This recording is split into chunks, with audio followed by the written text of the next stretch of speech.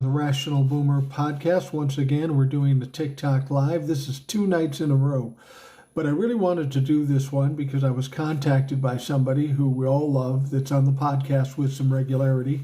And of course, I'm talking about Old Soul. Old Soul's out of the country. She's in Europe, where she's going to be coming in from, and she will be on the live with me tonight. It's like 4 or 5 in the morning, so I'm looking forward to seeing her show up here. What I'd kind of like to do is bring her on and let her talk. She had some things she wanted to talk about specifically, and then bring some of the other regular characters in, people like Analytical Iowan, Will, TJ, and the like. But I'm going to wait and see if we see Old Soul. Now, Old Soul's particularly interested in the whole situation with money and how it's affecting our lives right now, a hierarchy, class, and she's been talking about this for a little bit, and she's really anxious to get out here and talk about it. And it's been a little while since we've talked to her because she is out of the country. And let's see, T. Lynn for me says, hello, Mike, live from Houston. Thanks for coming in. Thanks for joining us. What I will do too is once we spend a little time talking to Old Soul, assuming she's here, she's probably just getting up. She set the alarm for herself at like 4:30 her time, which is about 6, 7, 8 minutes ago. So we'll wait and see what she's doing. I may bring somebody else in. Now, yesterday when we did the live, I just brought everybody in, or anybody at random coming in. And for the most part, that worked out pretty well. We had a couple of Trumplefucks show up, and there's really not much you can do about that. At this point, if I do get a Trumplefuck that ends up showing up on the show, then I'm just going to cut them off. I'm not even going to engage with them because at this point, as far as I'm concerned, Trumplefucks are inconsequential. They won the election. They should do what they're going to do, and we don't need to spend time talking to them. They can argue all they want, but what's the point at this stage? I don't know if you heard, if you're on TikTok here, obviously, maybe you did hear this, but apparently Donald Trump reached out to the Supreme Court and asked them to delay their decision on, or delay the oral arguments for the TikTok ban. I've told you this before. Donald Trump is a fan of TikTok, mainly because he says it's because all the young people voted for him and TikTok's a good thing. That's not the case. The fact of the matter is that one of his close friends is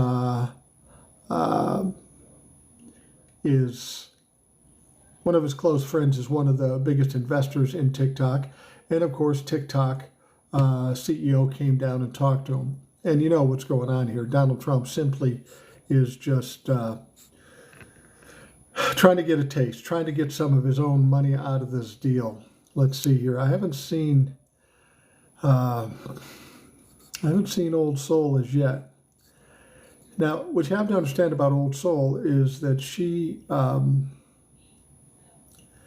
just opened an account today. She did not have a TikTok account. She's really not on social media much. The only place you really can see her or hear from her is on the Rational Boomer podcast. And I want to remind you folks that the simple way to get the Rational Boomer podcast is to go out and listen on Spotify for the audio version or YouTube for the video version. I'm just going through here and I'm not seeing her. There's a lot of people out here. I'll just say this. What I would say, Old Soul, is make a comment and ask to be a guest. And then we can see you. There's a lot of people in this live right now. And it's not always that easy to see you. And if TJ's out there, be looking for Old Soul. It's old. Okay, Old Soul says she commented on the chat. Okay, Old Soul asked to request to be a guest, and then that should bring you up to a point where I would see it. This is new to Old Soul, so you got to bear with her a little bit and bear with me because I'm an old man who doesn't know fuck all about fuck all. Um, anyway, we've got Old Soul. Why don't you just make another comment right now, and then maybe I can see. I'll keep an eye on it. All right. So anyway, it looks like Donald Trump's going to do something to at least delay. At least delay this impending shutdown.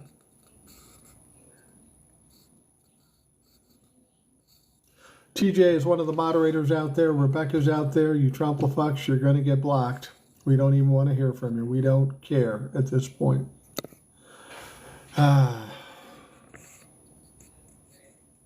Oh, there's Old Soul. Okay, now we got her. Oh, hey, how's it going, guys? Well, it's just you and me for now. We'll bring the other guys in later, but I wanted to give you a chance to talk. I just say this, I'll introduce Old Soul. Old Soul is a young woman who is probably the most compassionate, uh, biggest activist I know. And if you don't know who Old Soul is, you will after we get done here tonight. If you do know, that means you listen to the Rational Boomer podcast and you know what I'm saying is true. So, Old Soul, you're not even in the country right now, are you? I'm not. I'm still in Germany. It's like, what, 4:43 in the morning here, but I'm here. You seem to be, Old Soul comes off as very compassionate, but she gets very emotional about some things. And when she needs to talk about something, she's not afraid to step up and do that. You had some specific things in mind that you wanted to talk about today, some important facts that people need to hear. Yeah, I think that I've been watching the implosion within Musk and the Laura Loomer, that heifer. But I see like a lot of people are just kind of like laughing, joking it off. But I think this is an opportunity for us to talk about the class issue. The only reason that it's a race issue is because Trump, Musk, and all of the rest of those, they play into the race from their base. That's the only reason. It's a distraction so that they're not paying attention to what's really going on. And it's these millionaires and billionaires that's running the country right now. And that's not good for anybody. I get the impression that they use racism Mm-hmm. to get the ears of poor people who are the people they're also oppressing at this point. They want to get the people that they're stealing from in the first place, that being the Mm-hmm. middle and the lower class folks, and they're doing that by sucking them in or baiting them with racism. Does that sound about right? That's exactly what they're doing. And right now, what's going on with them is there's like a crack in the door. And we could either like let that crack be there or let time pass and let them close that door, or we could just bust that door in. I think that it's an opportunity for us to let them see what's really going on. The UHC CEO, when he was I don't know what words I can use on here, but when he was murdered Any words? and they saw that the right and the left was on the same page when it came to that. And so then they started trying to come up with this other stuff, Panama, Mexico, all this other crap to stop us from talking about that. But once they see the class issue, these people know that they're going to have a problem on their hands. I think that we can outsmart them and outmaneuver them. But when you have MAGA like Laura Luna, we can't out crazy them. So we have to let them do the crazy part. But behind the scenes, we have to put the facts out there and get people who either didn't vote or low information voters to be engaged and pay attention to what's going on. Do you sense that the wealthy are starting to get a little nervous by way of what happened to the CEO from United Health and what's Hmm. going on with the MSNBCs and CNNs and Walmart. Do you think they're nervous about the tide turning a little bit, that people are finally looking at the upper class, the wealthy class, as the um, as the culprit here? I think they were nervous for a minute, and then they saw how easily we were distracted. And it just feels like a lot of people have like the brain of a fruit fly. And I'm not trying to be disrespectful because some of these people really just don't know any better. But right now, what they're doing is they are showing their hand. They're so cocky that they feel like they can just insult everybody, call us stupid, call us dumb, because they're already in power. They don't need us anymore. So they can like kick down on us. And I don't think they understand that once the crazies recognize what's going on, they're going to have a problem. They're really going to Yeah. have a problem. And right now we have to keep making that case. It's the millionaires, it's the billionaires against the rest of us. So whether you black, brown, purple, whether you racist, whether you believe in equality, that one thing that we have in common is we are the people that they are kicking down. And we have to like not for the same reasons, but that same goal, that same outcome to you're not going to rule over us. We're going to have a say. And I think that we don't have to stand arm in arm and agree with each other, but the democracy that we're used to, if we want to keep that intact, we can't keep falling for these distractions because it's insane that people are being distracted by the drama and the nonsense when it's a bigger issue behind it. Well, and I think that's what people have to understand. Donald Trump said before the election, I'm going to bring down prices, I'm going to bring down inflation. Once he gets Mm-hmm. elected, then all of a sudden he says, well, bringing down cost is going to be hard, inflation, I don't know. And then he goes off on Greenland, Panama Canal, Canada, and Mexico. That in itself is just a distraction. He's not going to do It any of those is. things. Nobody's going to allow him to do it. I Mm-hmm. have a feeling that for the next time that he's president, it's just going to be distraction after distraction and nothing is going to get accomplished. Yes. I gotta say hi to everybody in the chat that's speaking. Hi, guys. It's just, I think that we are, I don't want to say we're allowing him to do it, but it's a missed opportunity when we don't push the class issue right now when MAGA is focused on it, because they will easily be distracted. So, right now, while they're focused on it, we need to be like pounding that message in. I am not a social media person, but I'm like, it's going to be a lot of people listening. So I need to go outside of my comfort zone and make sure that we are on the same page. And that's what we are all doing is taking advantage of this chaos and turmoil that's going on. But we have like facts and data to back it up. So I think right now when they're paying attention to it, that's when we have to like drive home the messaging. And the media, they're just not going to do it. They're just not going to do it.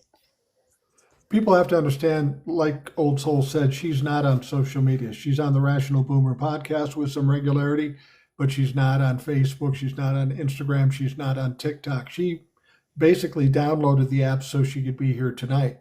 And other than that, she's not on social media. So you're fortunate to be able to hear her in this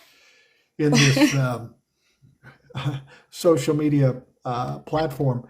I will You give say me like that. so much credit. Like I'm just kind of like blushing a little bit. Thank you. Well, it's not me that just gives you the credit. It's everybody that listens to you on the podcast. And I just want to say to folks that if you're not listening to the Rational Boomer podcast, you should. We do one every night. Old Soul's on frequently. Eric's on. Will's on.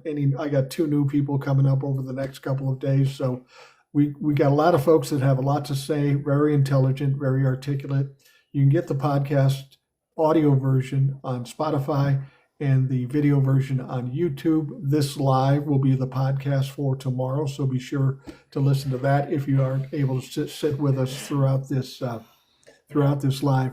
So, Old Soul, you say it's on us, and I agree with you. What do we do? I mean, do we just talk loud and keep pushing the narrative, or is there something else we can do? We take advantage of the opportunities that we get, and right now we have an opportunity. I was talking to my honey earlier when I was seeing what was going on between Vivek Ramaswamy and Laura Loomer, because they've been talking about those H-1B visas. And I don't know if you remember, but before I left to go to the UK, I was telling you how I was getting worried with the mass deportations because my honey and his daughters are from South Africa. And we actually went and saw an attorney, and he pretty much just laughed. And he was just like, he is in a field that's safe. They're not coming after him. They're going after, there's like visas for like farm workers and that type of thing. That's what they're going after. But your honey being in tech, they are not going to go after him. He is safe. It doesn't mean that you don't care about the immigrants that they will target, but you just need to know that the visa that he is on is safe. And Vivek, he gave up the game online. My honey makes 85K a year in his tech job. However, if they hired an American for that slot, they would be paying that person double, like anywhere Yeah. between 180 and 190K a year. But because he's here on that visa, he is only getting like, I want to say like 85K a year. So he is getting paid half of what they would pay an American if they hired an American. And people are not understanding that they've been doing this. Go to Trump's properties. He only has immigrants in there. You go to Tesla. Those are immigrants that's working there. Jeff Bezos has made it very clear that that is what he wants to do with Amazon. He said that he wants his workers to be afraid. He wants them to be scared because they need to know that, if you leave this company, you get to go back home. So you have no choice but to stay here. So you're not going to unionize. You're not going to complain. You're going to work your extra hours. You're going to be denied breaks. My honey, the way that his visa gets extended is if he takes classes. So if he goes for like a master's or a bachelor, or he goes for his doctorate, whatever he goes from, as long as he can say, hey, I'm taking a class or a course right now, they will extend his visa. So his visa right now has been extended for 6 years. And his contingency on that visa is to keep up his education and stay at the top of his field when it comes to tech. However, these are the same people who will say, we need to strip funding from schools in America. We need to give these stupid vouchers. After school programs, we're going to switch that. Head Start, so children can start going to school sooner. No, we're going to take the funding away from that. So what they're saying is we need to keep America dumb, and then we can take educated immigrants from other countries and bring them here so they can do the same work for half of the price. And on top of that, we're going to make sure that they keep up their education so that they can keep our tech going, so that they can keep these billions of dollars in our pockets. So they're trying to keep us dumb. Well, I don't want to say trying, because when you look at this MAGA movement, they are succeeding. So we're going to Yeah. keep them dumb so that we can continue to make money. But while we're doing this over here, we're going to tell them it's the farm worker immigrants. It's the immigrants in construction. So it's like when they get rid of those people, they don't care that the crops are going to die. They don't care that grocery prices are going to go up. We're going to be distracted by that crap while they're over here with their tech and their billions of dollars. And MAGA is not, they're kind of seeing a little bit, but they're not seeing the full picture of it. Have you heard them talk about how MAGA, there's kind of a civil war between MAGA and Donald Trump and Musk and all of Mm-hmm. that. The idea that they would kick out certain people, but like you said, these tech folks, they would keep them in. Mm-hmm. MAGA's not happy about that. They want everybody kicked out. Unfortunately for MAGA, you're not going to get what you want because you've already done what he needed you to do, and that was vote for him. Now, what MAGA has to understand is Donald Trump's going to do whatever the fuck he wants, whether you like it or not. Right. I think that they are giving Donald Trump up. This is the part that I'm not understanding is the passes that they're giving Donald Trump. And I think this is where we could come in with that because they're saying things like Elon Musk is handpicking our government.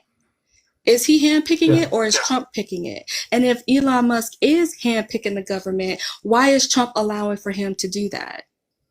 They're not asking themselves that question. They're saying Elon Musk this, Vivek Ramaswamy that, but they completely leave Trump's name out of the conversation. There's 14 billionaires that he is picking for his cabinet and his administration. collectively they are like over a $500 billion. So what makes them think that these people are going to work for us? They're not going to do that. They are going to rule over us and tell us what to do, make us fall in line. And the way that they do that is by keeping people dumb, keeping people stupid. And MAGA is missing that part of it. Like, I'm just sitting here waiting for them to connect the dots, but they're not doing it. So we're going to have to do it. Yeah, I don't know that they're going to connect the dots. I tell you what, old soul, what I'm going to do is I'm going to bring in some of the other people that we know from the Rational Boomer podcast to expand the conversation because I'm sure they have a lot of questions that they would have for you. So I'm going to bring in Somebody Eric. named Annie, she said that Trump sold us out. That is absolutely correct. He did. And MAGA Right. needs to see that. Oh my gosh. Hey, Eric. Hey, old soul. I am Okay, an so what Eric we have. stan. I always tell people to like follow Eric, listen to him, get on his lives, ask questions. He will answer them because voices on the left that's not fear mongering, that has facts and like this is what they can do, this is what they can't do, and that can get you out of that panic mode when you're in it. Eric is great for that. And I like when he reads out names that I've told to watch his channel. I feel so proud. Right. Well, just so people know, Eric, Analytical Iowan, is here. He's been on the lives before. He's on the podcast all the time. Will, he's on the live now. He was on the last live, and he's on the podcast Hey, frequency Will. Hey, frequently. Rebecca. What's up, Hi, TJ? Miss Also. Hey, Hi. Uncle. And we got Rebecca and TJ. Rebecca and TJ are also moderators, so while they're here, they're also kicking the shit out of Trumplafuck. So that's good to hear. Now, you four that just came in, you heard what Old Soul was talking about. I have a feeling you have some questions or at least some comments about what she said. Go ahead, Eric. Well, one of the things you were talking about was the idea of them pushing the visas and, well, you're going to stay here because of the visa and you're going to keep working for me or you're going to go back. It kind of reminded me of the old company store, that you fought to go against. But that's exactly what they want to do. They want to keep their employees, paying them as little as possible. They're still paying them good money, like you said. Paying in tech $85K, that's good money, but not what they'd be paying other people. Right. So they're trying to cut corners. But yeah, it's not going to be those tech jobs. It's not going to be the doctors that have to worry about whether or not they're going to get a stay because they got a visa. It's everybody else. I think the first ones that go are going to be the ones that already have a record of some kind. And, as a different creator on here who I can't think of, who talks a lot about immigration stuff, he said the first ones that are probably going to go are the ones that already have a standing order to leave. They're just waiting to be sent, basically. They've already gone to court. They've gone to trial. They'll be the first ones gone, and that might be as far as Donald Trump gets. Yeah, they don't. I think they don't even know that there are visas for people that work in agriculture. Like they actually like solicit to bring people here to work. There are a lot of undocumented immigrants, but it's nothing compared to the ones that come here and overstay their visas. That's where most of it comes from. But those are the people that Elon Musk, they don't want to shine a spotlight on people who are overstaying their visa, and they're not shining a spotlight on that for a reason. They want to kick down on who they feel is like they can sacrifice that person and get away with it. And it's up to us to make sure that people know what's really going on. Will, I know you have some thoughts. Hey, Hey, Miss Also, good to meet you finally. Yeah, the overstaying the visa, Elon Musk overstayed his visa. Remember that fact. That's why he's still here. This fight with the MAGA and whatever, to me, it's like, whatever. It's just them being who they are, hating everything and everyone. I don't make a big deal of it. I'm not even laughing at it. I just think it's pathetic. The hardest thing, what I'm seeing right now is the Washington Post actually did some journalism. And they did a report on a town in Pennsylvania. I read people who voted for Trump. And Ugh, now they're realizing they're about to lose everything. What's yeah. that say? What's that? What did Lyndon Johnson say? That, if you give a poor white man an opportunity to look down on a poor white black man, you could pick his pocket. Hell, they'll empty their pockets for you. Now they're sitting there wondering, how am I going to live? Where's my disability going to come from? What about food stamps? This is what happens when you let your hate drive your life. You dummies. Right. And I want to feel sorry for you, but I won't. The problem is that you're going to go back to your same ways once you start seeing brown people getting arrested. Then you'll be happy, even though you're starving and can pinch 2 pennies for a loaf of bread. I wish I could be Right. sympathetic, but I really have a hard time for that. I Sorry. read that article. What do you think? Because I was a bit confused about the ones who were saying that they don't think that Trump will do that. He's for the working man, so he says that, but I don't think he'll do it. They're still living in denial. So it's like they believe everything that he says, except for when it comes to hurting them. What did you think about that? My Well, mind is just boggled at the stupidity here. it brought back when Reagan became president and they had all the tropes about welfare moms. Hmm. It's all colored people who use food stamps and welfare, the welfare cheating, they're all colored people. And so these people who are majority are white, because it's a Pennsylvania town, think that Trump is going to be able to sift those people out of the program and keep them happy. Ain't going to work. It doesn't work like that when you start shopping things left and right. And I mean, you've heard the proposals: no disability, no Social Security, the Veterans Department ending. Now, it's not going to happen because good luck getting that through Congress. I mean, they could say what they want, but it's not going to work. But it just shows you how narrow minded these people are. And then toss in, hey, firefighters union, you're just finding out that Trump's going to cut the 9/11 fund? Hi, you dummies. God, we Yeah. told you this. We all told you this. And now we're sitting here going, we have no sympathy for you. I don't care. All right? Good luck.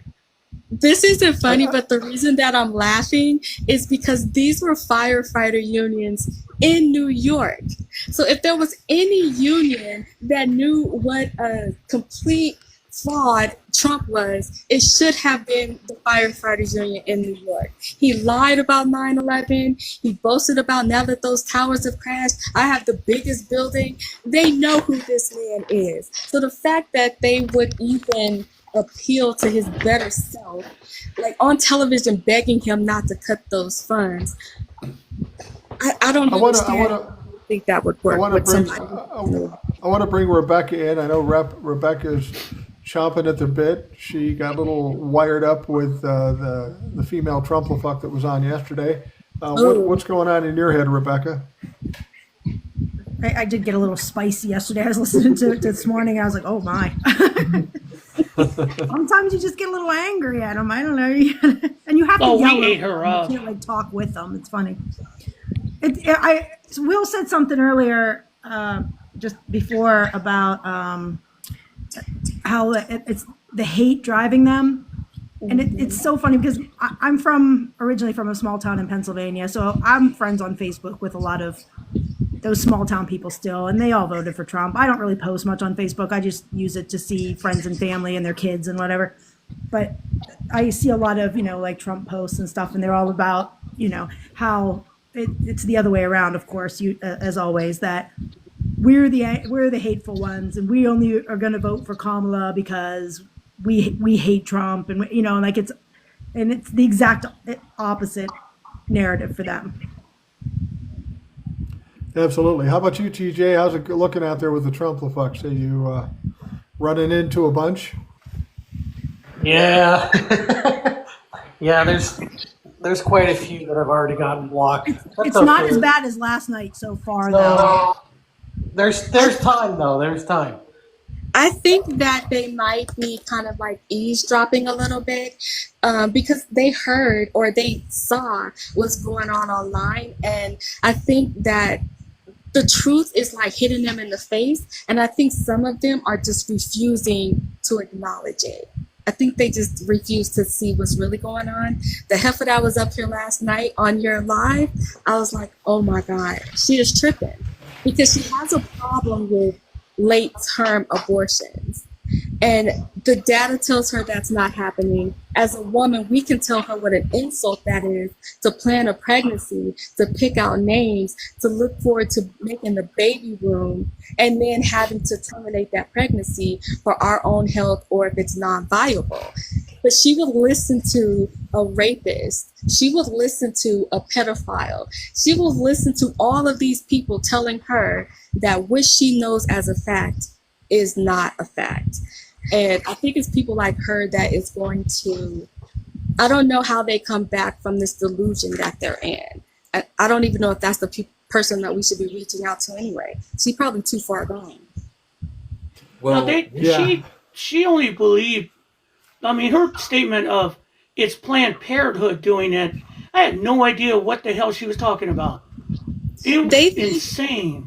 They think that Planned Parenthood is just like an abortion center. They don't understand that Planned Parenthood is there to help women and children. They do more than just abortions, but they don't hear that part when they're in their churches and with their low information people. They don't hear that part of it. Yeah, Planned Parenthood actually does way more to help women not get unwanted pregnancies than they do to help them terminate them, for sure. Yeah, they do gynecology appointments and breast screening and all that stuff. I mean, it's crazy that they don't. And counseling. They do a lot of counseling for women. yeah, and that's the thing. The church has gotten involved in the anti-abortion movement, and they have convinced a lot of people that Planned Parenthood only does abortions and they're only pushing late-term abortions, and that when women go in there, that's the only option they give them is, well, okay, you're here, you obviously don't want the baby, so in for the abortion you go. And that's not even the case. There's so many other things they do, but because religion has been involved, they believe it when it comes from the pastor or the priest or whatever, the minister. They believe it because they think this has to be true at 100%. Because why would their religious person lie to them? Nothing cracks me up more than when those monsters are outside Planned Parenthood or a women's clinic, and people go out and troll them and try to hand them paperwork to adopt children, and they run away like it's not the plague. It's hilarious. Yeah, I think that Evangelicals are such fake Christians, and the biggest thing to see that is the Matt Gaetz thing. They still support him. They still support him, and that man is the most. I mean, as a Christian, it makes me sick to watch this. And like every one of these, the 3/4 of the nominees coming up for Trump have some situations with sexual abuse. Look it up. I don't get these people. I think you're right about fake Christians. I do get a little annoyed and insulted by people claiming to be Christians and then do everything that they can to go against what the Bible or Jesus or whoever told them to do things.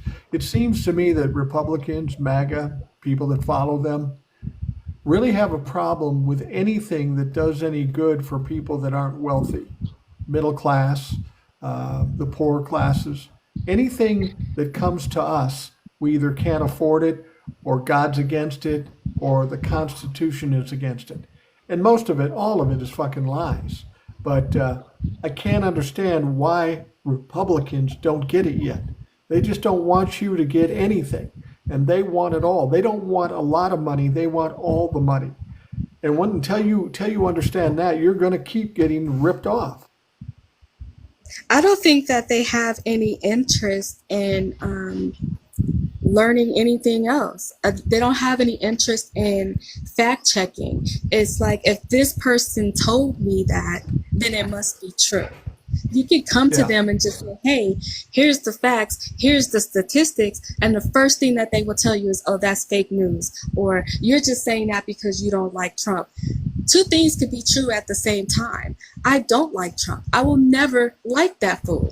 However, this is a fact. So whether I like him or not is irrelevant. They have been taught that the truth and facts, it doesn't matter if it doesn't match what you're feeling. I noticed that during the election cycle, a lot of the news outlets were saying, well, people don't feel like Kamala is doing enough. They don't feel like Biden has done enough. It's like, stop reporting on their feelings and report on the facts. So they have just been running rampant with their feelings. And I haven't been a part of the FAFO crowd, but I don't see that there's any other way at this point, because they do have to have their feelings hurt first, because they don't pay attention to facts. So they have to feel it, as unfortunate as that is, because these people have children, and I have a soft spot for children. Where they show their ignorance is when I constantly get Trump-fucks coming in here saying, well, Joe Biden didn't do anything.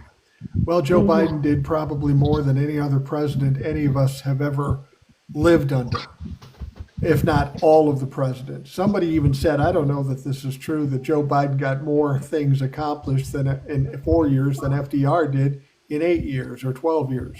I don't know that that's true, but Joe did get a lot done. Donald Trump got nothing done. All you have to do is go back to his first term. He got a tax break for the rich, and that's about it. We've got to somehow change the narrative, because there are dumb people out there that will believe anything they hear that happens to be the loudest. And this is why I've said But it's almost we've got to get loud. It's almost impossible. The hardest thing right now with the media is watching them all bend the knee to Trump. I have never seen this. The media is supposed to be critical, is supposed to look at government with a jaundiced eye. I have never, ever seen anything like this in all the years that I've been alive and watching politics. They are just pandering to him. And I don't get it. There's no reason to pander. You can criticize him, but you guys are afraid of what? What are you afraid of? I don't get it. It's disgusting. I mean, the fourth estate is dead. Let's be honest. The fourth estate is dead. There is no Edward R. Murrow. There's no Walter Cronkite. They're not there anymore. Hell, even the Washington Post that brought down a president isn't there anymore. And it's sad. And it's disappointing. Well, it's also dangerous, because without a free and fair press, it's hard to maintain democracy. And they did everything they could to help Donald Trump, left and right side media. And I tell you what would have happened. This is how the lack of integrity in the media. Had Donald Trump lost, they would have spent the next 4 years, tearing him down, because that's where the money would be. The fact that he won, now they have to bend a knee, and they have to try to benefit somehow from Donald Trump's presidency by either contact with him or just perpetuating the shit shows that he puts on every fucking day. I don't think that the media is afraid of Trump. I really don't. I think that you have to look at who owns these networks and these newspapers, and they realize that drama, chaos, turmoil, and quite frankly, stupidity sells. And that's what they're doing. I look at what I think was it NBC that Stephanopoulos ABC. settled for, ABC. To me, that was a bribe, and it didn't even work, because once Trump got his check, he sent one of his goons out and like, hey, we have our eye on you. Try to do something. They're not afraid of him. They want to use the chaos that comes with him as a means to make money, even though we're the ones that's going to be sacrificed in the process. Yeah, you're right. They're not afraid of him. They're using him just like he's using them. And to them, he's like the 10-alarm fire that's going on. It's the big news right now. He's going to draw an audience. And the funny thing is, these people are losing audiences every day. I wonder how long it's going to take for them to lose audiences and say, we got to come up with a better plan, because it's certainly not working now for MSNBC, CNN, or some of the others. They're losing. I mean, they're losing audiences now. It's just sad, because I keep thinking about the fall of Morning Joe, if you had just said, hey, we're going to continue to criticize the man, we're going to keep looking out for you and that, their ratings would be through the fucking roof. Now they went and tried to justify what? I mean, there's nothing to justify. The message from the Republican Party is one of hate, and we're going to get ours, F you all. And if you believe anything like that, anything else like that, man, you're smoking something you shouldn't smoke. Yep, I agree with that. And you know what? Like I said, I might have said this the other day or last week or whatever, but I'm done with the mainstream media. I deleted all those apps off my phone. Joe Scarborough and Mika Brzezinski are dead to me, and I'm done with them all, and I'm not going back. Let's put them out of business. We'll get them in the pocketbook and put them out of business. Somebody asked if they've been canceled because they haven't been on this week. No, they haven't been canceled yet. They're just on vacation because they work so fucking hard. They'll be back probably next week or the week after. They'll take their 2 weeks and their multi-million-dollar jobs, and they'll come back and pander to Donald Trump as they always have. The question is, how long will they do that? As long as it isn't working, as long as it's costing them money, because it's costing them huge money by losing 40, 50, or 60% of your audience. I want to ask you guys, because I saw something that's about the inauguration coming up, that Trump is literally telling companies to give him money for inauguration or there'll be consequences, like a fucking mob boss. I mean, am I wrong on that? Because that's what I've been seeing and hearing. Well, I haven't seen that reporting, but it is in Agenda 47, the type of like parade, and I don't know, it's just weird as heck when I read that, but that's what he is trying to do, and he's not trying to ball on a congressional budget. He wants for the media and certain people to pay for that. And I think that what he's doing right now is seeing if he can throw his weight around even more. We'll have to see if they allow him to get away with it. So is that thing going to look like a Nuremberg rally instead of inauguration? He wants honestly, it to look that's what is he planning for?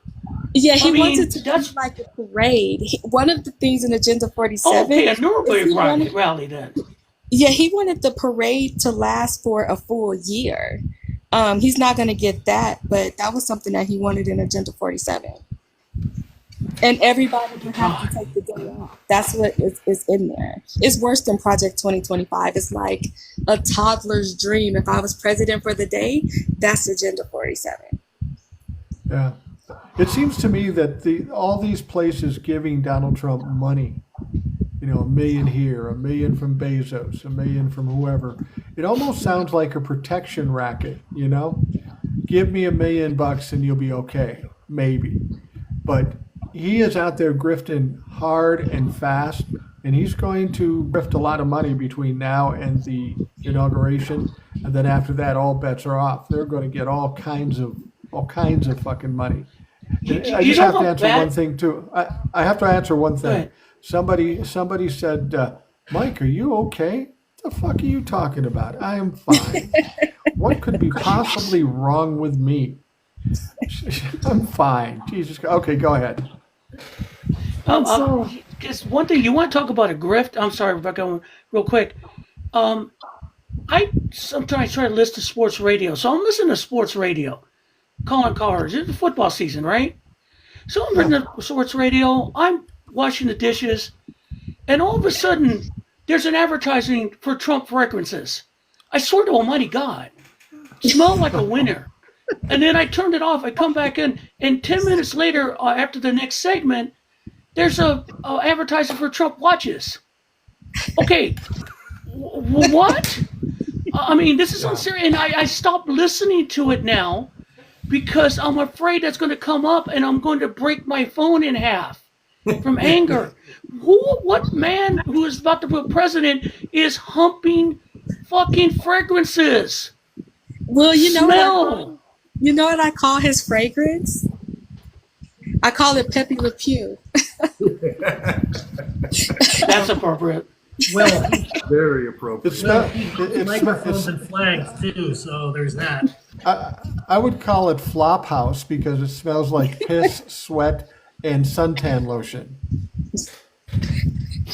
You forgot the diaper. Also, I just got this vision in my head when you were talking about the inauguration, and I envisioned Trump as like a 12-year-old girl with like her wedding book of her dream wedding in front of her.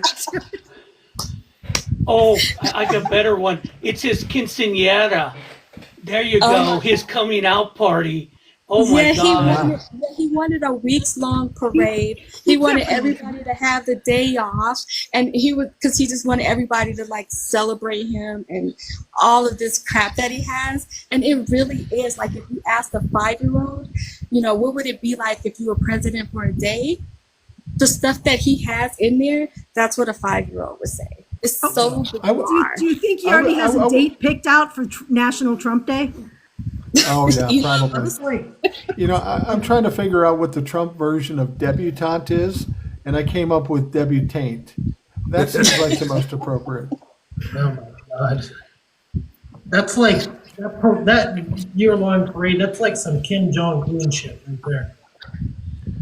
Yeah. I have a question. Do you guys think, and I think maybe Eric, do you think that with the stuff that's going on right now with them telling Americans like, well, we have to hire foreigners because you guys are too stupid. Do you think that it will make people see what they're doing to the education system here, and maybe they'll start to look at that a little bit differently? Probably not, because the people that are going to be passed over for those jobs would never want those jobs to begin with. They're going to say, I wouldn't work in that field or whatever. The MAGA supporters and a lot of them that support Trump and are worried about people taking their jobs, they're the ones that go to work at the factory down the road and has been there 20 years. Their dad worked at the factory, whatever, something like that. They don't have the interest in going into the tech fields. A lot of them don't, at least from what I see. That's not going to change their minds. What's going to change their minds about Trump is when things like what Chip Roy said today come out, and they actually try to do it. He says, "Oh, there's going to be lots of support for us cutting the government funding. When we're going to have to go after non-defense spending and go after food stamps and Medicaid." And at first, there's going to be support from the MAGA movement and Republicans until they realize it's coming out of their own pocket, because those that are on the system will get their benefits cut, and they go, "Oh shit." That's when they realize, when it bites them in the pocketbook, because that's all they care about. I'm in like the city, so I don't really understand certain areas. Like the insights that I do have is from me going there and like, I don't want to say committing crimes, but like sneaking women and girls out of their state. So I don't really know the culture like that, except for like the Wild Child and a couple of people I know. But it seems like the parents don't envision anything better for their children, if that sounds right. Because like for me, when I realized my daughter was smart, it was just kind of like, oh crap, I gotta nurture that. She can do this, she can do that. Like, she's gonna be better than what I am. And it kind of seems like, listening to Eric, that maybe those parents don't see it like that. Like they feel like, well, hey, I've always worked in the mines or forklift driver or whatever. Hey, it's good enough for my kid. They don't like envision their children doing like amazing things. I would think any parent would think like that. Am I wrong? But there's from Mike and I think Eric come from a generation where the factory or the was there to raise your family. You got paid, you raised your family. Your kids could go in there and have a good living. The Reagan years took that away from everybody. Manufacturing in the United States did promise you a good life because companies reinvested and grew. Reagan took that away from us. And so that mentality that Eric is talking about still fits. It's not that you don't envision it. is that there was an American promise that if you did your job and worked hard, you would have a life for you, your family. You would retire with dignity, and if your kids wanted to step in, great, because they would have the same thing you did. My kids are smart. They're very smart. They can do whatever they want. I work factory. I now work, a white collar job. But the point is that once Reaganomics came in and took away manufacturing and took away the pride of being an American to make stuff, we've been clawing back from that. And that's why a lot of people are in the situation they are, because they have never seen anything other than that. I have, Mike has, and that's the Well, problem. I will tell you this: none of my kids want to be a TikTok creator. I'll guarantee you that. Certainly not doing what I do. I tell you what we're going to do. I'm going to bring some people in here because I know there's a lot of people that have questions for all you guys. And just for the people I bring in, I just want to remind you, I'm going to bring you in. You got one or two questions, and then I'm going to drop you out. We're going to go to somebody else. So we'll take this first one here, if I can do Someone it right. real quick, someone storyteller in the comment section said that Yeah. Reagan took away the pensions as well. And I would just assume or think that, and I guess I'm wrong here, that when you start to see the government strip away things from you, that it would make you say, okay, we're not going to go that route. But it kind of seems like we just kind of accepted it. And it sounds like it goes back generations that we've just been accepting it. Hopefully, All we're right. coming up on a time where we're not just accepting that. I'm not cool with it. Absolutely. We're bringing in a young woman who shows up on somebody wanted to be come on the program. Her name is Hellraiser over there. So sure as hell, I'm going to bring her on board. It's always a risk when you take somebody you don't know for sure. So Hellraiser, what's up with you today? Hey, Mike, how are you? I'm good. Been following you a long time under other titles, but I keep getting banned for all my very loud leftist comments and all of my video posts. So this is my fourth account. Well, I have a soft spot for naughty girls, so go ahead. Well, then we're in the right place. I was on your live last night as well, and one of the subjects that came up was the 14th Amendment, and I didn't get a chance to make a comment, so today I will expound on that.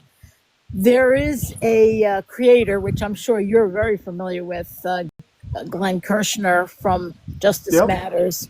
He I met recently, him. oh, fantastic. He recently, and he's an ex-prosecutor, so this man comes with high credentials.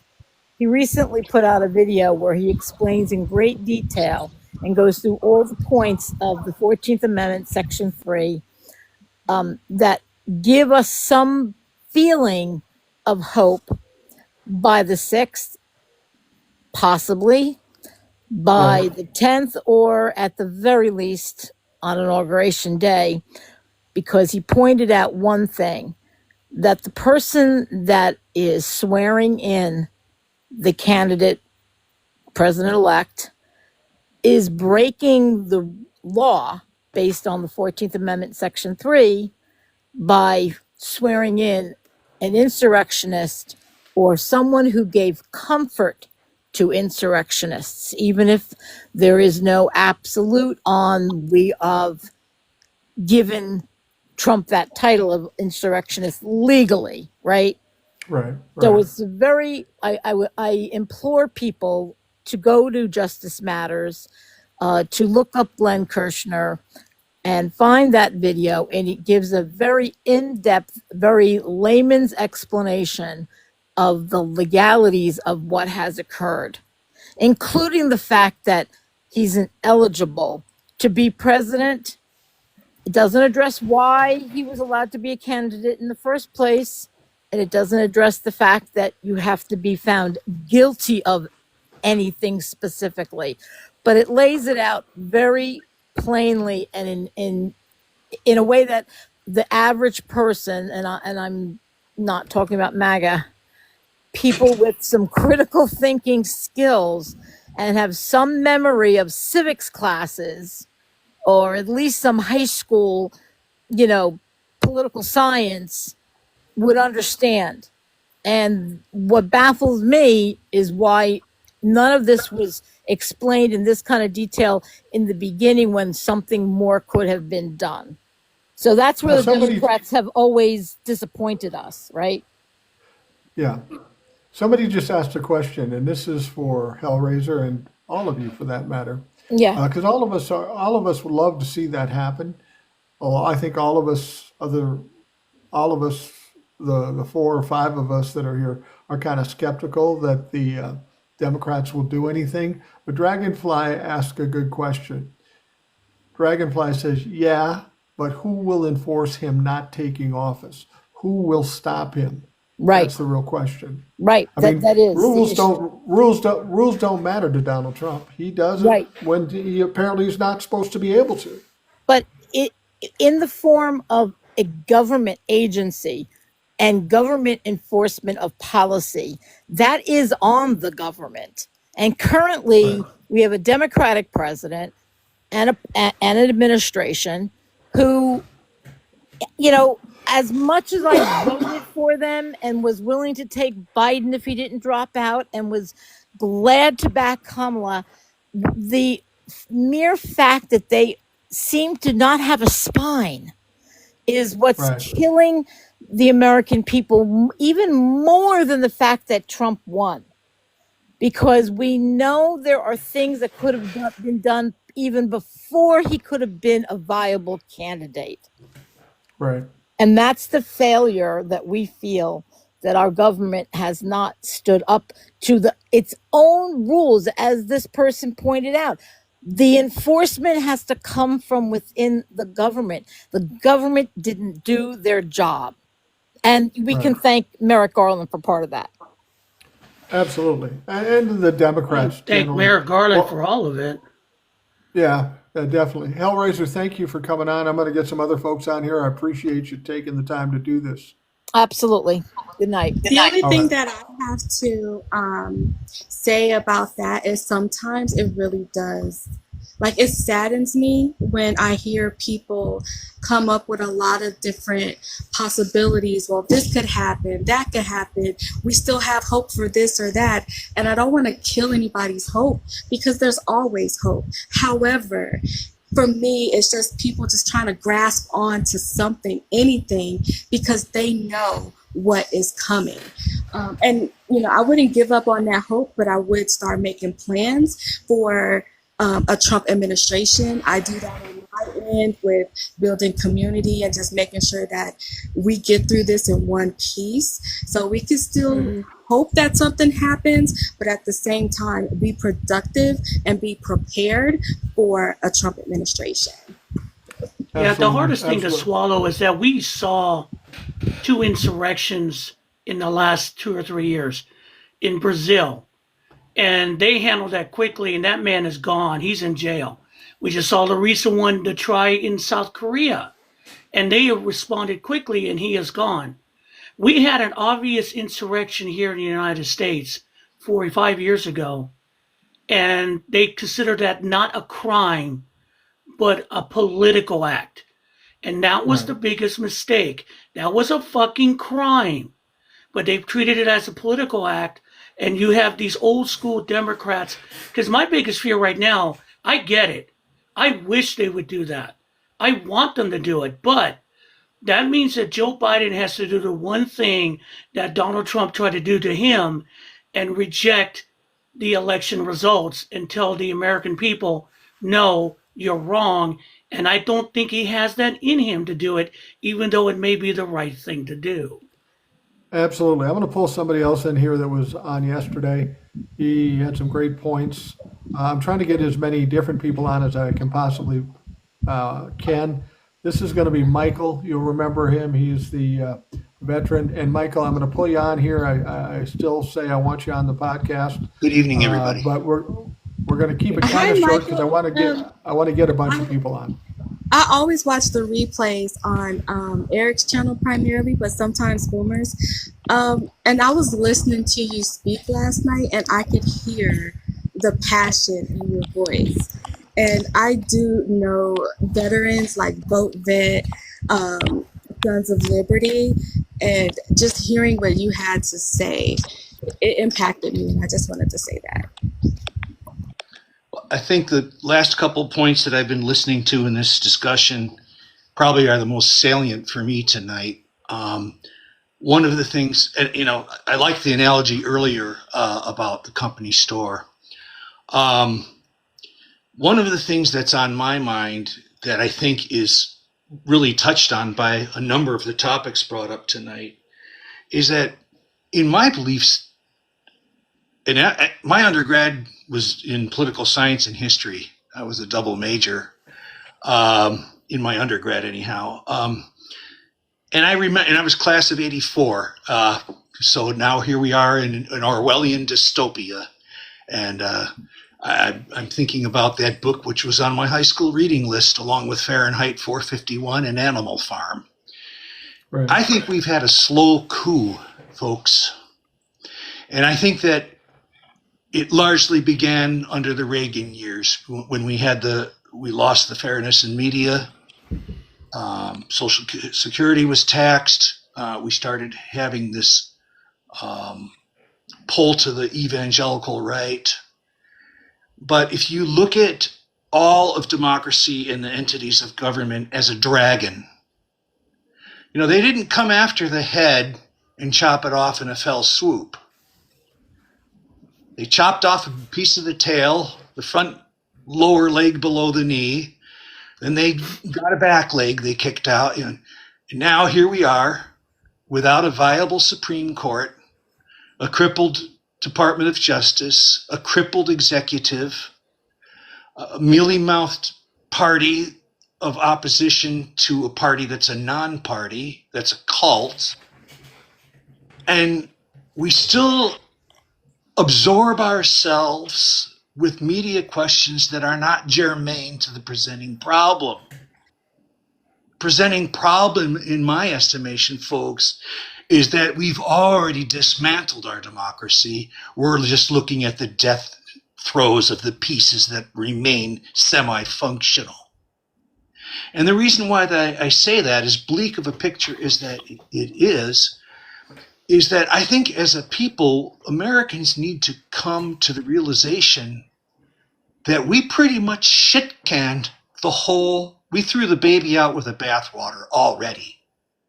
Already. That's a done deal. For whatever reason, our failures in our education system, the propaganda, largely centered out of Moscow, but the way it's been able to usurp our social media, as well as our very culture, to have an entire half of the political system, so to speak, in terms of at least party, compliant with Russian talking points. I still get caught up in my Cold War lingo, but essentially it's the same. That country's run by a KGB guy. And now we have a KGB plant imminently going to be ordained as POTUS. Right. And what I'm saying here is that rather than just be a defeatist or, what I'm saying is that, I think it's so far beyond party at this point. We have such structural inequity from the disparity of the way that money controls elections, the way that the Supreme Court has now been totally usurped and controlled by the wealthy quite directly. I don't think we need to convince ourselves anymore of this slow coup that's been happening for 30 years. It's been a slow but very steady, very never rescinded. Nothing has ever been fought back to the extent that the damage was undone. For example, Citizens United was never walked back. Fairness in media was never walked back. Taxing Social Security was never walked back. Nothing that they've accomplished in turning the tables on us, folks, has ever been fully walked back. We're spinning our wheels, splitting hairs about policies. We're spinning our wheels, splitting hairs about party. It's past all of that noise, in my opinion. Now, Michael, I just want to ask you something. After saying all that, and all of that makes sense, where's the hope in it all? Or you can't be saying, well, let's just give up. No. And I said yesterday on your program, I said that what do they expect, that I'm going to roll over and die so I don't inconvenience them anymore with my truth? No, Right. Quite the opposite. Well, what we're doing here goes a long way, because even the silent, quote, shy Trumpers are listening and trolling you even as I speak. And there's people that haven't heard someone with the perspective who's been on the spectrum, fully liberal and fully conservative in terms of his own life history. I mean, you're not a career soldier never visiting conservatism. You're not a career security of the United States employee positions. You're not a holder of nuclear keys. You're not a Homeland Security worker when you don't care about the country. So come hell or high water, every time they, try to treat me like some sort of snowflake liberal or whatever they like to call me, and I always get attacked for stolen valor. Go figure. My DD 214 is more or less a public record. It's really hard to get medically retired by the Army if you weren't in, But I mean, I think that, to answer your question, Mike, that exactly the dialogue is because exactly the way that we're having here, and that is edified and is informed and fact-based here in venues like this, is one of the ingredients of things that are needed to raise the awareness. But what is overwhelming me right now as a citizen who's guarded this country's very well-being is the amount of people who can't be taught is terrifying. Yeah, Now, I also was a high school social studies, history teacher at one point in my life as a younger man. Does that mean you give up because you have failing students? That you have people that you're going to see next semester who just couldn't cut the grade? No, you don't give up for that reason either. So I'm not advocating any kind of capitulation. And one thing that really agitates me to no end, is the pre-capitulation that I see not only in the mainstream media, but amongst fellow citizens who were up until recent time, fighting the good fight. And I think resistance is the key.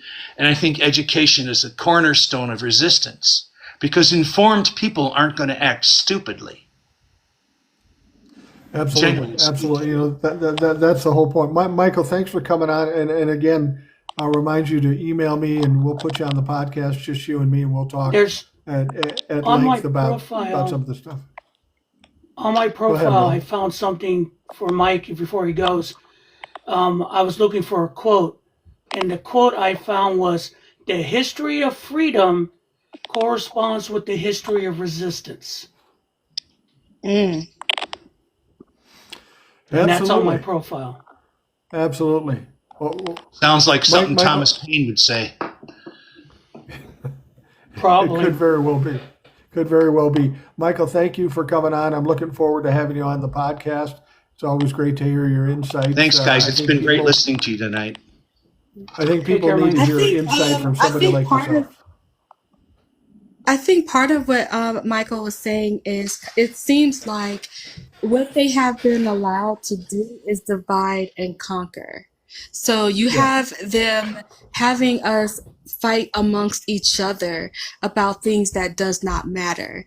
And while we are doing that, they are just running roughshod all over this country. And in the beginning, when I was saying that it's an opportunity to kind of like sound the alarm while MAGA is paying attention to the millionaires and the billionaires and what it is that they are, what they have been doing and what they want to take even further than that. This is the opportunity to let them know. Because I mean, they're telling them to their face, Vivek, just like, you guys are stupid. We have to go out of the country and get something different. However, he is going to be put in charge of government spending and oversight. And the very first thing that he wants to do is attack education. When you think Yeah. about Robert F. Kennedy and people are just like, he is just this clown. Why would they put him in there? Well, because pharmaceutical companies and insurance companies, they get money based off of you back. So why would they cure polio when they could just have you coming back to their office and paying those copays and paying those deductibles? That is RFK's position in that. And MAGA is propping him up, and he is giving them permission to say, you know what, we've eradicated these diseases. We don't need them anymore. And they don't even think to know that the reason we don't deal with those diseases anymore is because of vaccinations and immunizations. But their mind Absolutely. has been poisoned to think that, being healthy is a bad thing. They want you sick. They want you having to spend money for insurance companies and all of that other crap while they are vaccinated. Their children are vaccinated. If you remember Fox News, even Donald Trump was saying, hey, don't take the vaccine. I guess by now we're supposed to be walking zombies and have magnetic chips all in our bodies or whatever by now.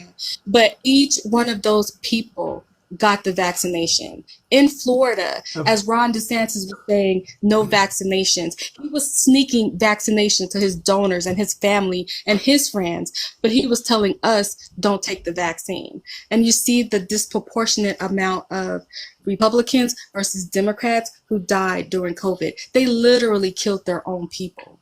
And that is what Absolutely. MAGA is listening, but it's up to us to point those things out to them. Now, whether they'll believe it or not, I don't know, but this is a good opportunity to let them know they're getting bent over with no lube. Sorry. The idea I'm gonna of br- polio coming back is so scary. Because my It mom is. worked yeah. the last polio clinic, and she told me stories: the iron lung, the Mm-hmm. paralysis, and to think that it was. And I remember it was hailed as the greatest American scientific achievement, and these assholes want to take it apart. I just Eh, it sickens me. Sorry. It's pretty ridiculous. I'm bringing in Theo now. Theo 63. Theo, are you there? Hi, Theo. Oh, yes, how you doing? Good. I'm good. How are you? All right. I'm doing just What's on your fine. mind? Oh, I was listening here about a half hour ago about what y'all was saying about something to the effect of that whenever they start or whenever these mega people, well, I'm gonna say it, whenever they start, the only time that any of the I should say mega YT people do anything about anything is whenever they start messing with people's money. Yeah, Mm-hmm. absolutely. Whenever you start messing with people's money, then that's when they start doing something about anything. As far as because I am 63 years old, and I've noticed that Yeah, from the time. Yeah, yes, sir. it all does come down to money and power. Money first, and then the power. And they need not just some of it, not a lot of it. They need all of it. They need all the power, and they need all the money. And Elon Musk is a perfect example of that. Yeah, yeah, yeah. And another thing, I am really, I should say, not disillusioned, but I'm really disappointed in how these politicians in Congress is listening to Elon Musk just by him tweeting something on his platform, and Right. it's and it gets to all those people that that like him or that supports him. I should say. Well, it does. It is weird, and it is disconcerting that he has that much influence by simply tweeting out or Xing out something, and that's because Donald Trump allows him that power. So it is frustrating, uh, and that's only influential on certain people, and that seems to be the dumbest among us, the Trumplafucks. They seem to be triggered by whatever he says, and that is a problem. And it's a problem I don't know how to fix other than watching people make an exodus from X to Blue Sky or wherever they're going and just get the fuck away from that dumpster fire that is now called X. Yeah, yeah. Well, I've never really messed with X anyway, so that's here nor Yeah, there. Uh, I never really have either. It's just not something I'm interested in. Well, Theo, yeah, thanks for coming on. I appreciate it immensely. Um, yes, sir. and feel free to come back anytime. Yes, We, sir. we like to hear from the folks, and actually, if we can have more people talking uh, Hmm.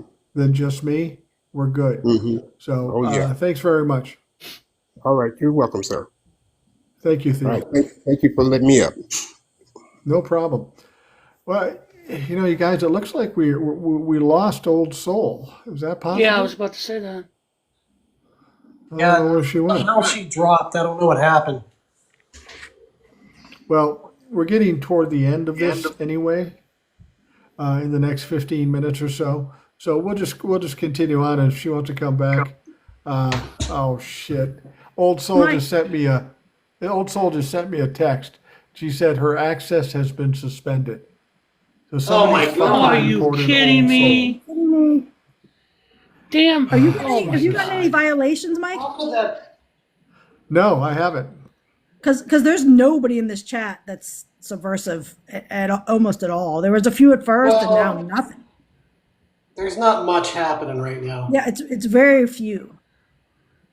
Yeah, well, maybe somebody particularly They chose backdoored her. her. Yeah, Yeah, they who may have knows? targeted her. Maybe they were going after her. That could be. That could be. Let's see here. I'm gonna pull somebody up here. Um, okay, let's do this. Okay, this person. Well, she's not coming up.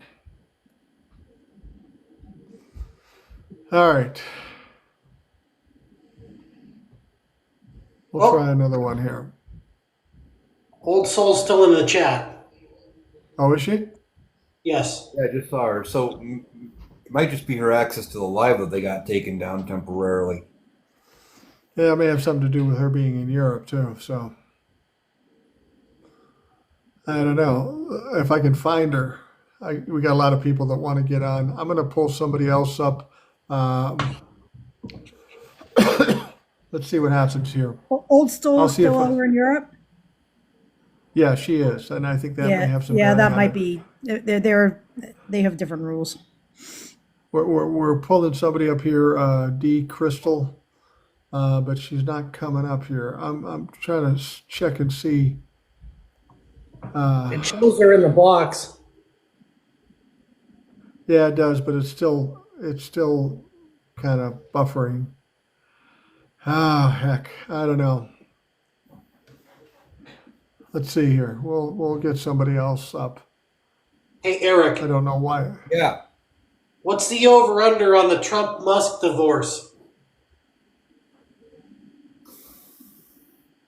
Um, Well, it's definitely happening. 3 to It's just a 6 matter of months. when. I think 3 6 to 6 months? months. 6 3 to months. 6 tops. I think that's a very liberal estimate. I would go 3. Yeah, it's not going to take long. I think they're going to have their problems, especially after the inauguration. I brought somebody up, Charlie Girl.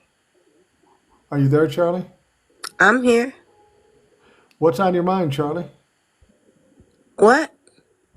What's on your mind? You're on the live right now. I saw that you were looking to get an invite, so I did that.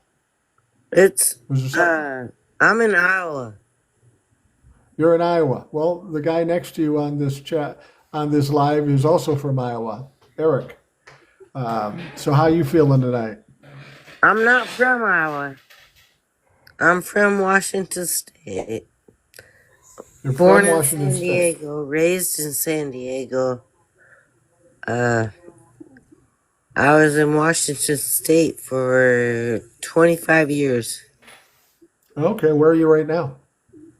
I'm in Iowa right now. Okay, okay. So what kind of things are you thinking about tonight? I'm hating life.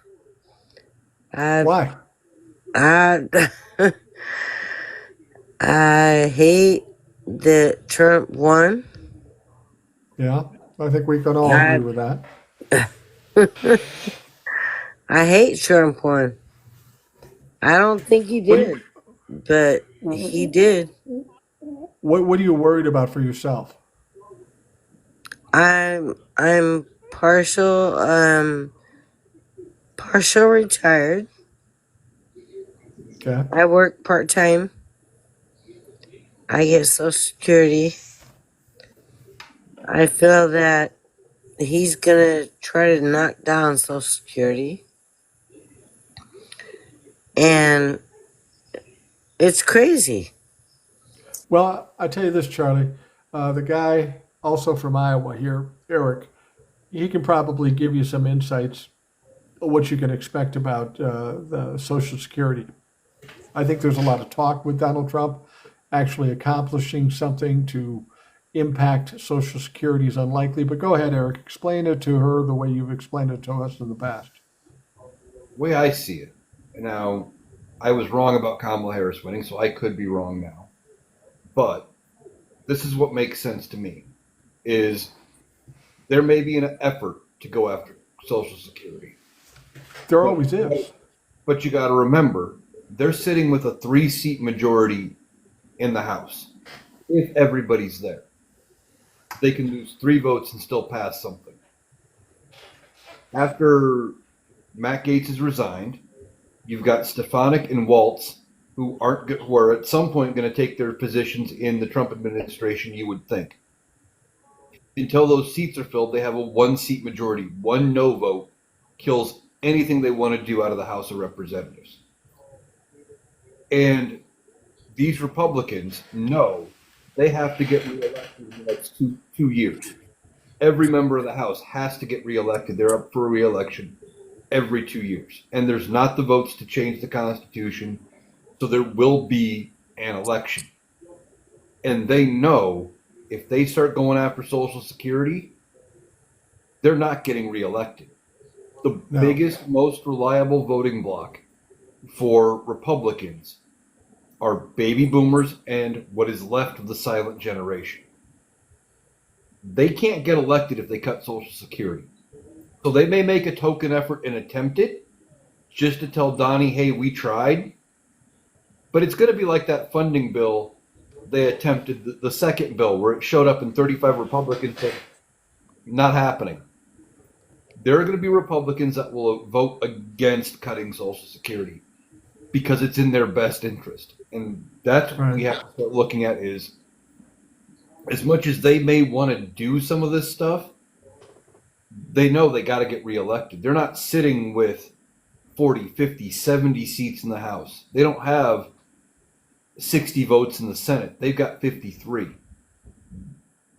And all eyes are on them right now. So as much as some of them may want to do it, all of them don't. And congressional Republicans, politicians in general, for the most part, care about their own power. That's why you have people like Chuck Grassley, Nancy Pelosi, holding on forever and not letting go of the levers of power. So Social Security is going to be fine. They're going to make a token effort, but it's not going anywhere. Well, Eric, they're going to mind their P's and Q's to some degree because you know what historically happens in the midterm elections. Yes. They know what's going to happen to them if they fuck around. They'll find out. Right. Well, yeah, normally in the midterms, they would lose this House by 40, 50 seats, and we could flip the Senate. It is possible. They've got 2 years to get whatever little things they can get done accomplished, but they got to be careful because they could give Democrats control of Congress in the midterms. And if they fuck the economy as bad as people are thinking is tariffs, and if they got Social Security and they do all that, they could give Democrats control of the presidency and Congress for 20 years. They're Right, going to accomplish exactly. zero. They're going to accomplish zero in 2 years. The I only think thing that's I'm probably going true. to, the only thing I'm going to kind of pick up on what Mike said, because he mentioned 1984, and the one thing that the government in that book did is that the country was in a constant state of war. Now, understand the way to get around what you guys are talking about is to have a war, and Mexico is the easiest target. It's just a bunch of brown people to them. I could see them starting a war in Mexico in order to gin up patriotism, and at that point, all bets are off. Now, when bodies start coming home, I think that's going to bite them in the ass. But that's the other. If you go with the fascist playbook, that's the easiest way to handle that is to start a Yeah, war, absolutely. Well, because then Absolutely. everyone is really changed up. it's economic suicide for them to do that, but the MAGAs will love it. Yeah, they'll love it. They'll love it. So, Charlie, the point is I'm on Social Security too. I'm not too worried about it because I don't think there's a lot of roads or a lot of paths to do it. This is what the Republicans do. They talk about Social Security. They don't get anything done, but they're appeasing the wealthy. So if you feel bad and you're worried about Social Security, at least you can set that aside. I don't think that's going to be a problem. I don't think that's going to be an issue for you. But Charlie, I thank you for coming on today. I hope not. I hope not. I really hope not. I think we're safe. I think we're safe with regards to that. I really hope not. I mean, I can go back to work full time. It's not a problem. Yeah. I don't have a problem with it. But I like working part time right now. Absolutely, absolutely. I don't think you're going to run into too much trouble. Charlie, thanks for coming on, and feel free to come back anytime you want. Okay, babe. All right, thank you. All right, yeah, a lot of people are worried about the prospect of losing Social Security. I just don't think that's going to be a problem. Now, guys, I'm going to bring in somebody now who's somebody I've been talking to off TikTok and such. He's another creator. His name is Richard Green. I know he has a couple things to say, and it kind of answers some questions that I've gotten in emails. So I'm going to bring him on. Richard's a talker, so let's see if he shows up. Hey, Richard, how you doing? Hey, buddy. Can you hear me, Mike? I can hear you just fine. I saw you hanging out there. I knew you had something to say, so I thought I'd bring you on. We're coming toward the end of the live, but I wanted to make sure you got on. What's on your mind? Well, just a couple things. First of all, I think Elon is there as long as he wants to be there. And I'll tell you why. It's called $400 billion. Yeah, I've thought about that too. And the thing is, Citizens United changed our country irrevocably unless and until we can change the composition of the Supreme Court and undo it. Because what that gives someone like Elon Musk, and we already saw what he did. I mean, he dropped in $250 million to get Donald Trump elected. If in fact he gets into a pissing match with his buddy Donald, and he no longer wants to support Donald, he could go the other way too, and he can create an awful lot of trouble for him, hurt Donald Trump's standing amongst the people, and also, as he's already threatened, make sure that any one of Donald Trump's supporters does not get funded and does in fact get primaried. The unbelievable historic amount of money that this one man has in a political system that has been completely polluted by money gives him more power than almost any human being in world history. True. Is it I think that insurmountable? falls though? into that category of your best friend is your worst enemy.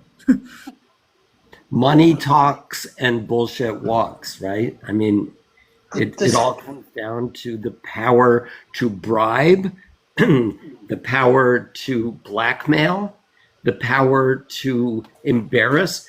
Even if he didn't have X, I mean, this guy has positioned himself, and it's a battle between two Goliaths. And ultimately, Donald Trump is a 78-year-old declining man who has bupkis, nothing compared to Elon Musk in terms of financial power or media power. So that's my point. I have a question on that.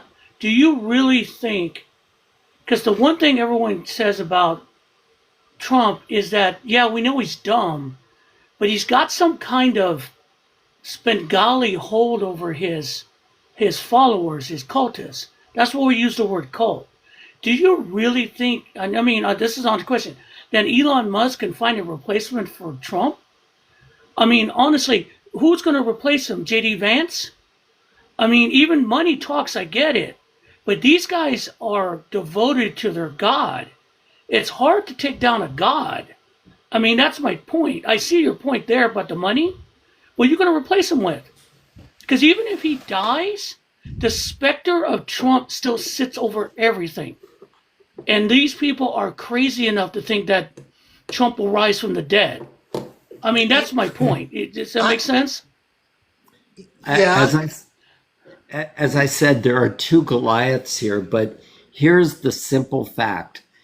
Let's say, again, as analytical Iowan has been reminding us appropriately, the Republicans have almost a zero, member edge in the House and just a few votes in the Senate. It's not going to take that much to go to the Republican powers that be and Donald Trump and say, listen, do you want to get anything done in your second 2 years? Because for $50 million, $100 million, nothing, I mean, pocket change, I can promote anti-Trump primary opponents in enough House seats and enough Senate seats to take away your power. I agree with Richard, and I just want to back up real quick because I feel like maybe there's people in this live that don't understand anything about Citizens United. But Citizens United, in my opinion, was the most destructive Supreme Court ruling in all of our country's history. And I agree.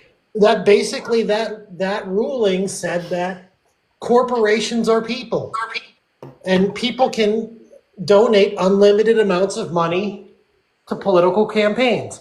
So the richest corporations in this country can basically donate millions and millions or billions if they wanted to, I guess, to any political campaign. And they effectively buy congressional seats. They effectively buy Senate seats. And in our case today, they've effectively bought the President of the United States. We just saw it happen. We saw it happen in front of our own eyes. $250 million to buy a presidency. The founding fathers are rolling over in their graves on this. But still, I want to address the question. I don't see, I mean, I hear what you're saying about, we'll get a bunch of anti-Trumpers against, but they don't win. These people are devoted to Trump. They're devoted to what he is. The hardest thing to convince them, like we were talking about the town in Pennsylvania, even if Trump takes it away, they'll find an excuse to still love him. Yeah. Mark my words on it. And that's a scary thing we're fighting. I think one of the things Will's trying to say is that if the Republicans try to get him out on the 25th Amendment, or even impeachment, no matter what happens, no matter what he's done, there's that 25 to 30% of the people that will stand by him regardless. Frankly, the only way the Republicans gain any ground with that base is if it should happen that Trump not make it through mortally through his term. That's the only way the Republicans can win anything, because they're going to be mad at the Republicans if they kick him to the curb. So it's a tight situation for the Republicans. That's because that 20 to 30%, they're like children, and even abused children love their parents. Yeah, absolutely. Absolutely. Yeah. JD Vance, like the only way he has a shot in 28, realistically, to capture the MAGA movement is if something unfortunately happens to Donald Trump and he dies. If they 25th Amendment Vance, or if Vance uses the 25th, they will hate him worse than they do Mike Pence.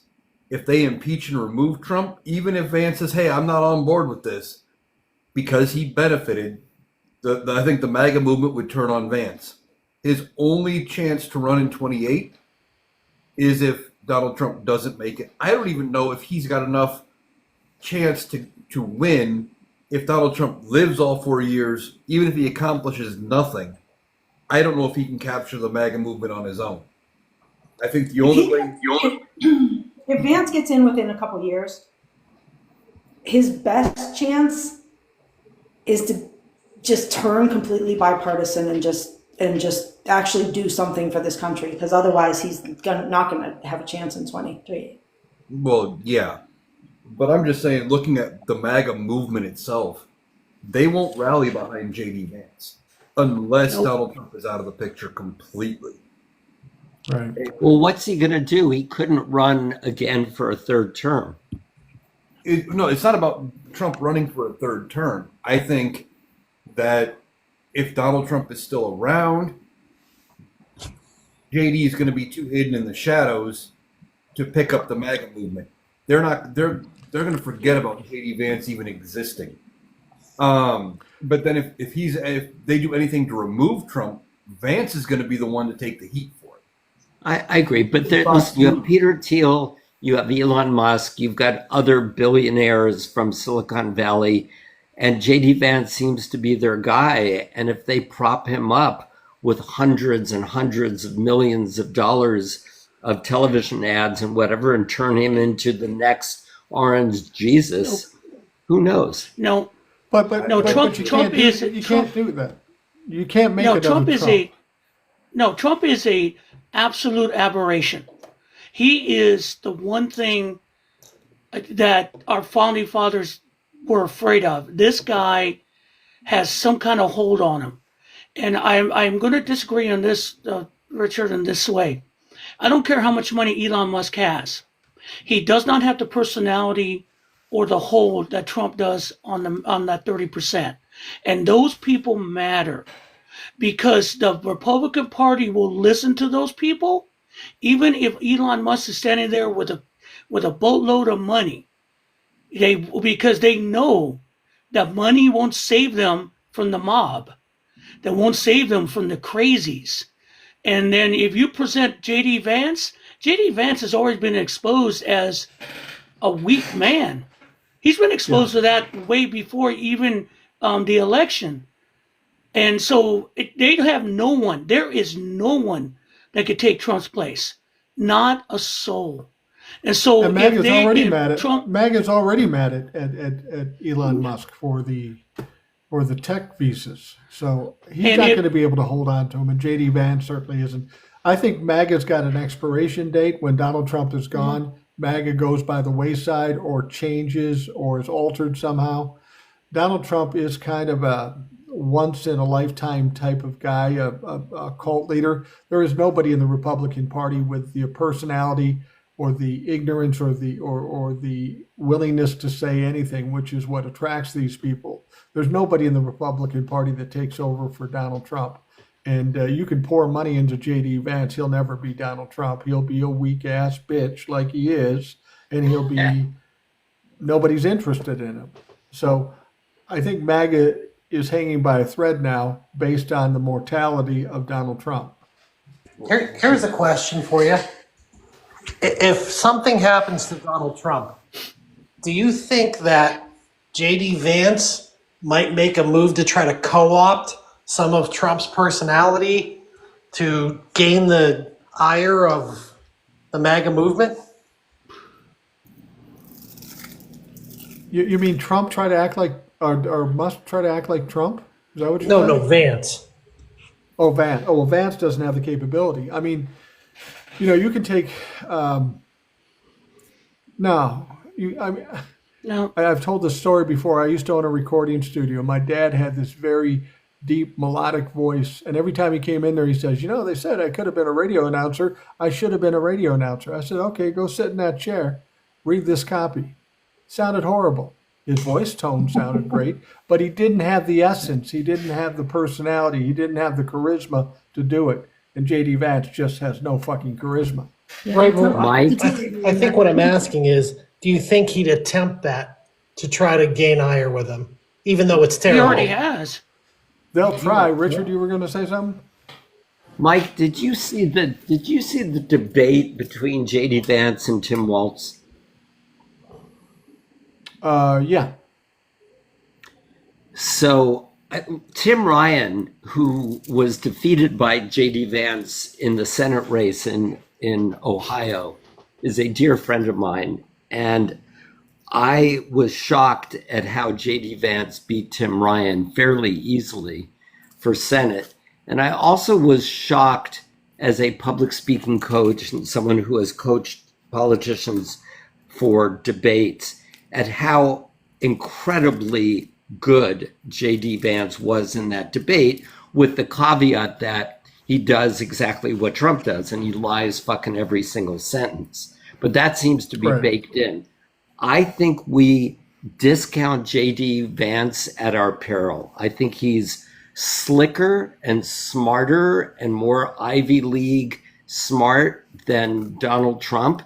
And he's going to do whatever he needs to do to keep the power and take the power when necessary. I You make that- totally you agree make- with you there. I you make the love point- Tim Ryan. And I You think make that, the sorry, Mike. just hold on one second. You make the point that he's slicker and smoother, and I agree. But if that were the case, why isn't he Donald Trump and Donald Trump is Donald Trump? My point is, it isn't about the slickness. It isn't about, we're dealing with an unsophisticated crowd in the base. They want a ranter. They want a dictator. That's what they want. And J.D. Vance, as slick as he might be, that may work against him, because Donald Trump got there saying, I'm tired of politics. I'm tired about the slick politics. I'm going to save you. So what I'm saying is J.D. Vance doesn't have the personality to attract the base, regardless of how smooth he talks. But when Trump is gone, you're right. Trump takes all the oxygen in any room he's in, especially with MAGA. That's not going to diminish until the guy is gone. But when he is gone, I am concerned about J.D. Vance, because J.D. Vance in many ways is smarter and slicker and more thoughtful and more devious than Donald Trump. however, And then it however, splinters. I think there'll be several pretenders to the throne. It'll But be a however, nightmare. the J.D. Vance isn't the Republicans' choice. J.D. Vance is the tech bros' choice.